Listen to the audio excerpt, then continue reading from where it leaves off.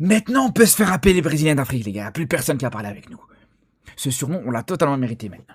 À partir du moment où on va faire jeu égal avec cette équipe du Brésil dans leur compétition, dans la Coupe du Monde, en sachant que on parle des rois de la Coupe du Monde, je vous le dis les frères, pour moi c'est un très beau résultat. C'est un très beau résultat, les gars. Si on m'avait dit ça avant le match, j'aurais signé tout de suite. C'est d'ailleurs le résultat que j'avais donné, c'est le pronostic que j'avais donné en avant-match. Et je ne suis pas déçu du tout. Même si dans le contenu, il y a des choses à revoir, il y a des moments où c'est un petit peu enflammé, il y a des moments où on a un petit peu abusé, il y a des moments où je trouve que, voilà, après l'ouverture du score, justement, on aurait pu juste se contenter de ce 1-0. Mais je trouve que voilà, on a voulu absolument aller chercher le deuxième but, on a voulu absolument aller les enfoncer. Et ça, je trouve que c'était pas forcément la meilleure chose à faire. Mais là, comment c'est un match de Coupe du Monde en phase de poule, en sachant justement la réussite du Brésil dans cette phase de poule en Coupe du Monde, historiquement parlant. Je vous l'avais dit, les gars, depuis 82, ils finissent à chaque fois premier du groupe. Depuis l'existence des phases de poule, ils sont toujours qualifiés, ils sont toujours qualifiés au second tour. Ils passent toujours les poules. Ils sont toujours qualifiés en Coupe du Monde. Donc c'est là où je vous dis, les frères, très très bon résultat, les gars. Pour moi,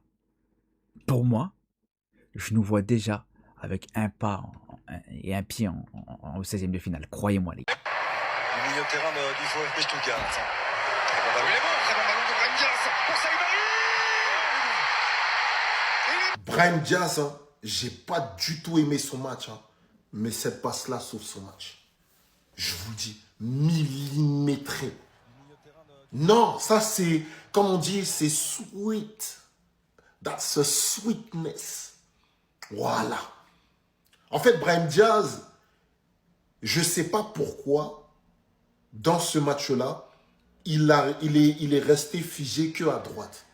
Et quand il rentre dans l'axe, là, regardez ce qu'il est capable de faire. Moi, je pense que Brahim Diaz, s'il était plus rentré à l'intérieur pour permettre à Hakimi d'éviter de rentrer à l'intérieur, justement, je pense que Brahim Diaz il sera au moins à 2 passes D. Ou voire même un but et une passe D.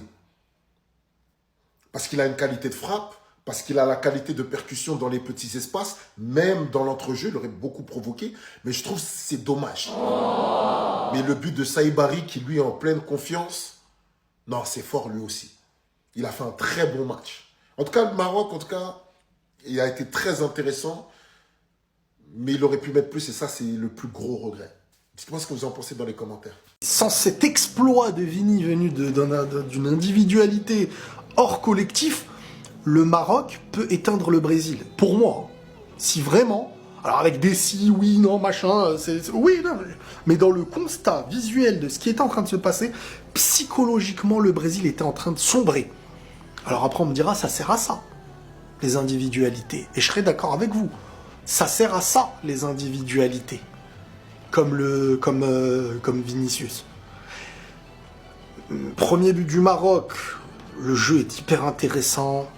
La passe, elle est magnifique de Brahim. Finition, petit piqué. Bref, le Maroc montre sur ce premier match, attention, attention, ne pas perdre contre le Brésil, faire un match comme celui-ci en Coupe du Monde. Je pense sincèrement que le Maroc, dans son esprit, ils sont pas en train de se dire, ah les gars, objectif, faire un bon parcours. Je pense qu'ils se disent, les gars, on peut aller la chercher. La dernière fois, c'est une demi-finale. On va pas se contenter de moins bien que la dernière fois. Mais qu'est-ce qu'il a fait, s'il vous plaît? Comment Hendrik se retrouve encore à jouer 0 minutes de jeu? J'ai l'impression de toujours voir la même image. Boadi, à 18 ans, c'est le patron de son équipe au Maroc. Mais par contre, quand il s'agit de faire rentrer un mec de 19 ans, qui est sur une très belle forme après une très belle saison à l'OL, qui a toujours montré de la volonté, du dynamisme, de l'impact à chacune de ses entrées. Ce mec a littéralement une force de colosse. Aujourd'hui, c'est même pas un peu qu'il a joué. Même pas un peu, même pas une minute. Carlo Ancelotti, au final, ça a pas changé, on a l'impression. Tu prends pas João Pedro parce que tu prends Neymar. D'accord, au final il est blessé, c'est un fait. Au final, t'as un œuf de cette envergure et tu le fais pas jouer non plus. Sachant que c'est dans un tel contexte où le Brésil a besoin de marquer un second but pour gagner le match. Où le Brésil a énormément poussé en seconde période, a été dominateur pour essayer d'aller inscrire ce deuxième but et gagner le match. Mais non, le contexte n'est pas suffisant et bien évidemment, il va venir dire après ça qu'il est encore jeune, que c'est normal, nanana, ça y est. Faut sortir des normes un petit peu. Quand t'as des joueurs comme ça prêts à mettre des impacts de ouf sur le terrain, faut juste y aller, c'est tout.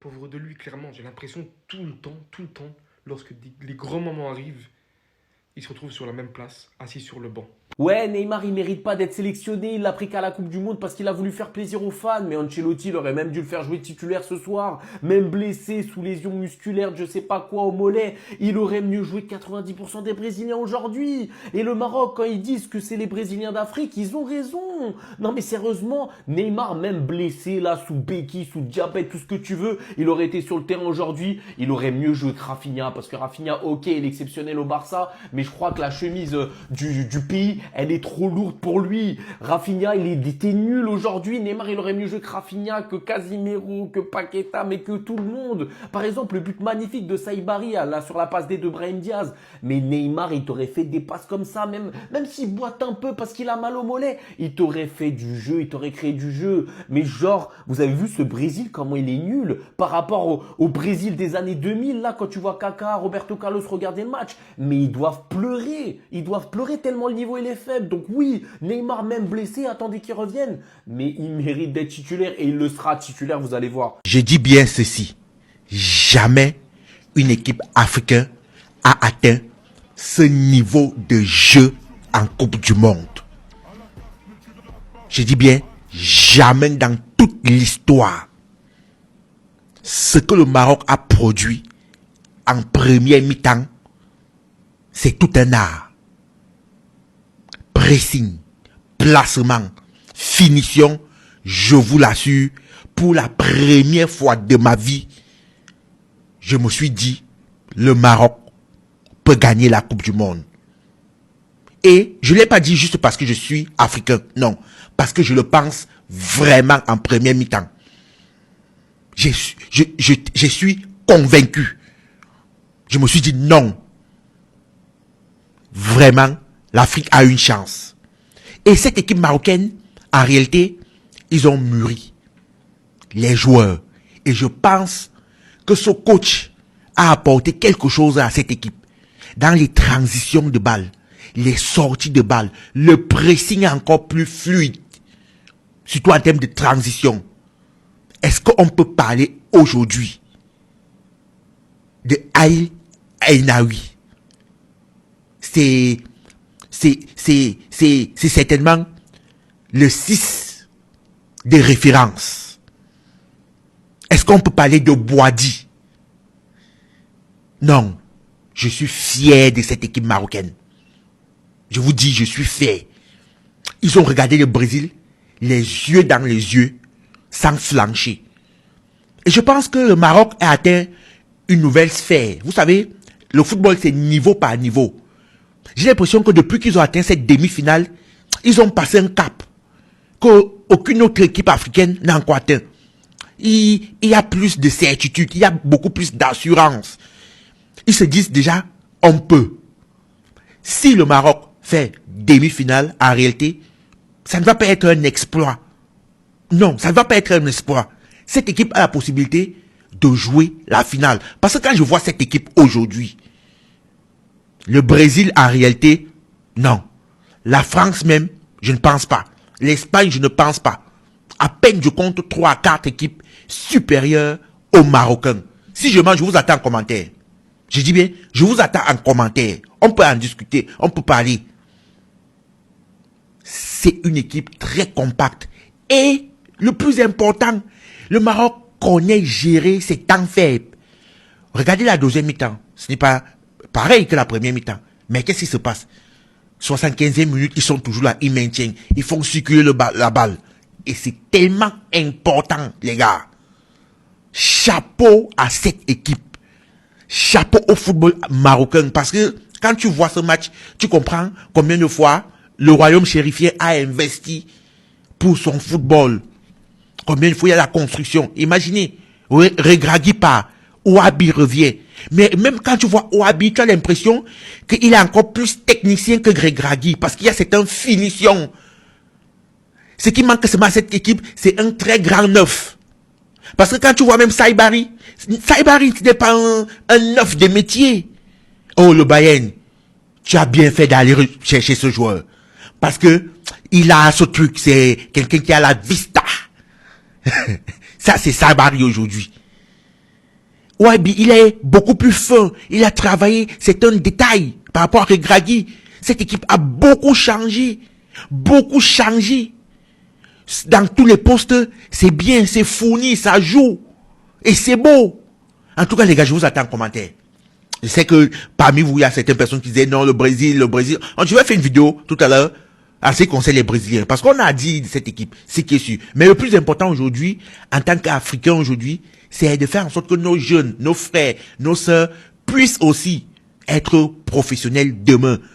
Avoir la chance. Parce que je me suis toujours dit, le continent qui a certainement le plus de talent, c'est le continent africain. Et pour ce faire, c'est très facile les gars. Le lien se trouve en commentaire, même à la description de la vidéo, vous allez voir le lien de la meilleure agence africaine actuellement. C'est-à-dire Africa New Talent. De l'Afrique en Europe. Cette agence t'accompagne, toi, un footballeur. Entre et inscris-toi. Que tu sois professionnel, amateur, sans club, avec ou sans club, l'agence Africa New Talent est faite pour toi. L'inscription, c'est 0. Je dis bien, c'est gratuit. Il n'y a rien à payer. New Talent aujourd'hui, c'est plus de 150 clubs partenaires. Plus de 150 joueurs placés. 15 clubs partenaires. C'est la meilleure agence. Tu t'inscris gratuitement.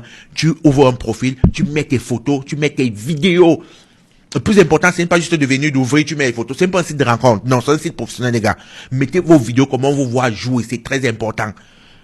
Passez en premium. Parce que lorsque tu passes en premium, tes vidéos apparaissent à première page d'accueil. Le premium, c'est à partir de 10 euros, qui est monnaie, comme 5000 francs.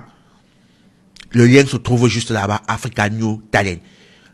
Avec ça, les académies, venez ouvrir vos comptes. Mettez vos académies partout en Afrique. Mettez là. Les agents de joueurs, il y a la possibilité. Ouvrez votre compte. Les joueurs, même chose. Je dis bien, c'est quelque chose qui est fluide. Vraiment, vous allez kiffer. Les lettres d'invitation, les participations pour les tournois en Europe. Bref, venez, on vous attend à Africa New Talent. On parle tout à l'heure du Brésil, les gars.